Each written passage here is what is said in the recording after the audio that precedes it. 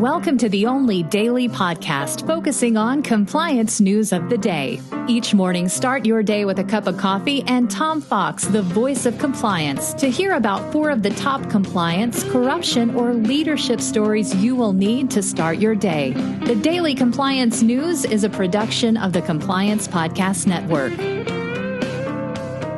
January 20, 2021, the inauguration issue. Today, Joe Biden is inaugurated as the 46th President of the United States. It can only be one of the greatest moments of American political history that Donald Trump, the worst president in the history of America, has now left in disgrace. The first story, all of our stories today come from the Wall Street Journal.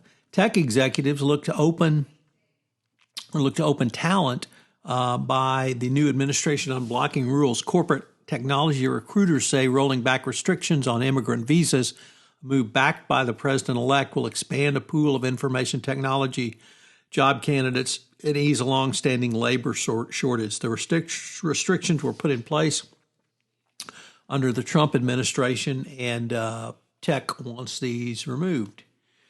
Next up, companies are targeting workforce risks in 2021. Remember when working from home was the buzzword? Well, how about return to work? As business prognosticators are focused on the future of work and the challenges that will continue into 2021 and beyond. Transformation of the past year, obviously due to the coronavirus health crisis, has heightened dangers related to business continuity, cyber security, culture, and talent management. In the years ahead, organizations are expected to face those and other new risks related to returning to the office, ranging from employee retention to workplace safety and liability. The World Economic Forum warned that companies and their workforces will be under pressure as a result of financial, digital, and reputational threats. If you're in compliance, you need to be ready. A very interesting story. In 2020, more finance chiefs resigned than in previous years. 37 CFOs stepped down from S&P 500 companies, up nearly or over a quarter from 2019. The pandemic put more pressure on corporate balance sheets and the executives who manage them. The number of CEOs who CFOs, whether they couldn't take the heat or just decided, maybe now is really a good time to retire, was something that was not foreseen.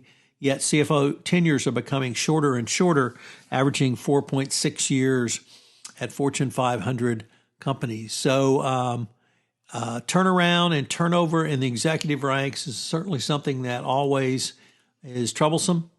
And now we have that in the CFO ranks. And our final story is activists turn towards ad buyers. New shareholders resolutions called on Home Depot and others to not place ads which violate human or civil rights by funding platforms that spread hate and false narratives, such as the narrative spun by Trump around the election. This is going to be very interesting, and I would ask you to consider it once again from the compliance perspective. What does this mean for the compliance officer and the compliance function? How far down do you have to go to vet partners that you're spending money with? So another level of due diligence, another level of supply chain risk management. And I think the compliance professional needs to be aware of these, certainly be ready to shift when social media or social justice movements arise. And I don't suppose any of you had Trump leading an insurrection and attack on the U.S. Capitol as he did on your risk management protocols for 2021, but it demonstrates just how quickly things can change and what can happen to companies that fall short in the public's eyes.